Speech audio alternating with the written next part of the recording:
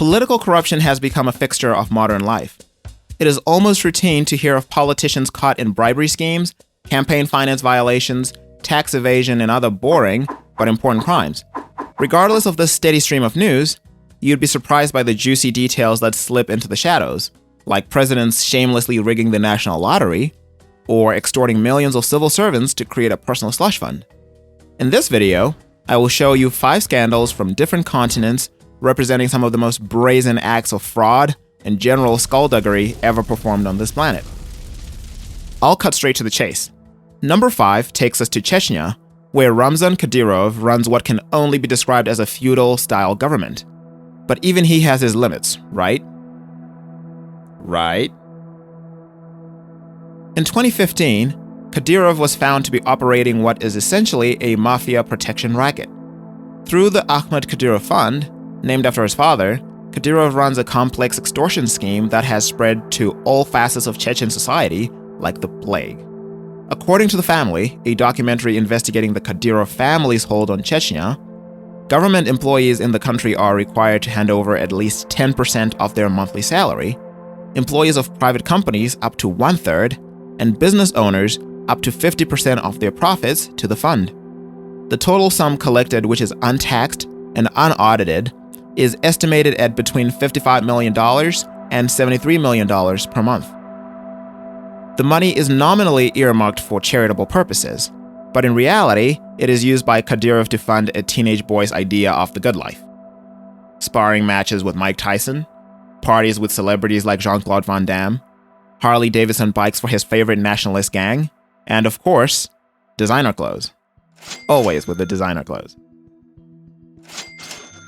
Outside of personal gratification, the foundation also funds the abduction and re-education of Ukrainian children in camps near the capital city of Grozny. These actions have landed the organization on the US sanctions list. In the charity column, each year, Kadyrov donates money to a very specific group of people. Parents of babies born on October 29th and named after the Prophet Muhammad. This indiscriminate generosity really sets him apart as a kind-hearted man of the people. You may be wondering how Kadyrov persuades poor Chechens to hand over their money. Well, let's just say he is as persuasive as a robber. Those who dare to refuse face a best-case scenario of losing their jobs and livelihoods in a region where unemployment and poverty rates are much higher than the Russian average. But in the background, there is always the unspoken threat of physical violence. Number 4 takes us to Lebanon, where the scandal is less about a single individual leader and more about the long-term decay that results from entrenched corruption. Following the end of the 2006 Lebanon War, the country became fairly prosperous, with cities that looked like this. But by 2015, it had turned into this. Ugh, you can almost smell that. What does this have to do with corruption, you ask? Well, the Lebanon trash crisis is as complex as it is smelly, but I will attempt to give the most succinct explanation possible. Lebanon is ethnically and religiously diverse, which has led to a history riddled with conflict. Following the Civil War, peace was achieved by creating sectarian alliances, meaning the political and economic spheres were carved up among elites from the different groups. Fast forward to 2015, and Suklin, a company associated with former Prime Minister Saad Hariri, had a virtual monopoly on garbage collection. This company failed to collaborate with the government to develop a new landfill, despite exceeding the legal capacity of the existing one. This overflowing landfill had become an environmental hazard, so the government refused to renew the garbage collection contract until the company developed a new landfill. In response, the company simply stopped all collections, and Lebanon has never been the same. In an attempt to fix the situation, Jihad al-Arab and Danny Curry, allies of the former prime minister, got contracts worth hundreds of millions of dollars to operate landfills and waste disposal, but reportedly continued using temporary landfills, burning trash in open pits, and throwing excess trash into the ocean. This misdirection of funds landed them on the US sanctions list. Professor Najat Saliba, an air quality expert from the American University of Beirut, found that there was a 50% increase in air pollution between 2017 and 2020 in Beirut. People who live around Lebanon's largest river, the Litani, have reported thousands of excess cancer cases. This is a slow-motion environmental and public health disaster. I have attached a link to an article by Sunniva Rose in The National, which gives a detailed history of the problem. With the benefit of hindsight, many now see the trash crisis to have been a canary in the coal mine. Since 2015, Lebanon has been in civil and economic freefall. In the meantime, one of the chief architects of this crisis, Saad Hariri, is a billionaire who does not even live in the country anymore. And according to Google, he is most well known for, well, for giving his underwear model girlfriend $16 million as a gift.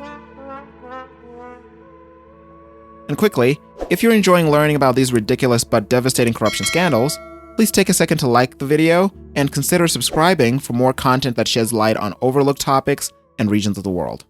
This next scandal takes us to France. Yes, that France. A quick look at Global Corruption Index rankings shows that France is pretty well regarded as a low corruption country. In fact, it is ranked at number 21 in the world, a very respectable position. But what if I told you that 2 of the last 3 former French presidents have been convicted on corruption charges? Worse still, 5 of the last 6 center-right prime ministers have faced criminal charges of different kinds, and 3 of them have been convicted. Very few countries can share in such a dismal record. Here are some of the headline scandals. Former President Jacques Chirac was convicted for a long list of crimes, including putting party officials on government payroll when he was mayor of Paris. Former Prime Minister François Fillon created a fake job for his wife and paid her close to €1 million over the course of several years. This came to light when he was running for the presidency in 2017, an election that he was poised to win. Who knows what else he would have done as president? Former President Nicolas Sarkozy took it all to an even higher level. Among many other crimes, he has been accused of illegally receiving campaign funds from Muammar Gaddafi, a famously corrupt dictator. As a general rule, when your name is mentioned in the same sentence as Gaddafi, you're probably in trouble. In some ways, the fact that so many French leaders have been tried and convicted shows a strong system of accountability, but it also shows that there's corruption happening. Even Emmanuel Macron, who came into power with a promise to clear up corruption, has seen 12 of his ministers resign for different cases of ethics and legal violations. He himself faces multiple allegations of corruption, the most serious being a case of alleged favoritism to McKinsey in government consulting contracts, as payback for the firm's role in his election victory. So I wouldn't be too surprised to see Macron on the stand when his presidential term ends and executive immunity expires. In second place is perhaps one of the least consequential scandals on this list, but what it lacks in scale, it makes up for in ridiculousness. Robert Mugabe was many things to many people, liberator to some and genocidal dictator to others. He was also famously corrupt, seizing thousands of hectares of farmland and presiding over a list of corruption scandals so long that it has a dedicated Wikipedia page. But there's one thing that very few people knew about him. Robert Mugabe was also a lottery winner. In the year 2000, he won a Millennium Celebration lottery run by Zimbabwe, a state-owned institution. A BBC report about the event states that the announcer put on quite a show about how surprised he was. For his winnings, Mugabe took home 100,000 Zimbabwean dollars, which at the time was about 20 times the per capita income of the average Zimbabwean. A drop in the bucket, no doubt, but a demonstration of the preposterous levels of corruption in the country at the time.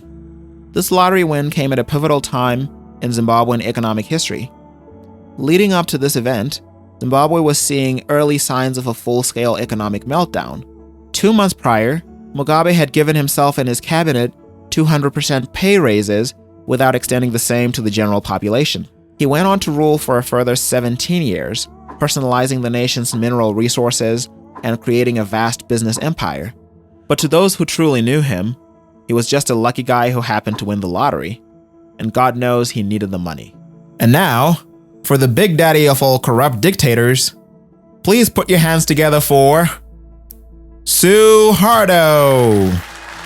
Topping Transparency International's list of the most corrupt and extractive dictators of all time, Suharto has outdone himself, stealing up to $35 billion from the Indonesian people.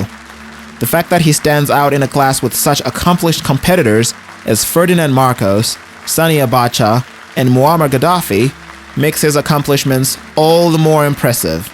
Please welcome him to the stage. Okay, let's get serious for a second. Suharto, the second president of Indonesia, ruled the country from 1968 to 1998. To his credit, he is known in the country as the father of development because of the significant economic growth during his tenure. Under Suharto, poverty fell from 45% in 1969 to to 11% in 1996. Life expectancy rose from 47 in 1966 to 67 in 1997, and infant mortality was cut by 60%. Unfortunately, he personalized many institutions and monopolized a significant part of that economic growth. Much of the money stayed firmly in the hands of the ruling elite, thanks to corruption. Kickbacks, vast amounts skimmed from official budgets, and massive bribe revenues were paid to charitable foundations controlled by Suharto, and then these were paid out to ensure elite support of the regime. He granted strategic monopolies to companies which were then expected to make perpetual payments to his family, disguised as charitable donations to his foundations. In 1998, Transparency International claimed that the family had accumulated more than $30 billion. That would be an astounding $55 billion in today's money. His family's grip on power and national resources was so complete that even after he left power, his family continued to operate with near impunity. One of his sons, Tommy Suharto, retaliated against a corruption conviction by ordering the murder of the responsible judge, and he only served 4 years for the murder. At the peak of their powers, the Suharto family owned or controlled 3.6 million hectares of prime Indonesian land, an area comparable to the size of Belgium, and directly owned or had controlling equity of at least 564 companies, with a hand in pretty much all economic sectors. Clearly, Suharto is a tough act to follow. That's why he's number 1 on this list. Anyway, please go ahead and let me know in the comments section if there are any outrageous corruption stories that I've left out. And once again, please take a second to like and subscribe for weekly content that shines a light on the social, political, and economic developments in often overlooked parts of the world. Thanks for watching.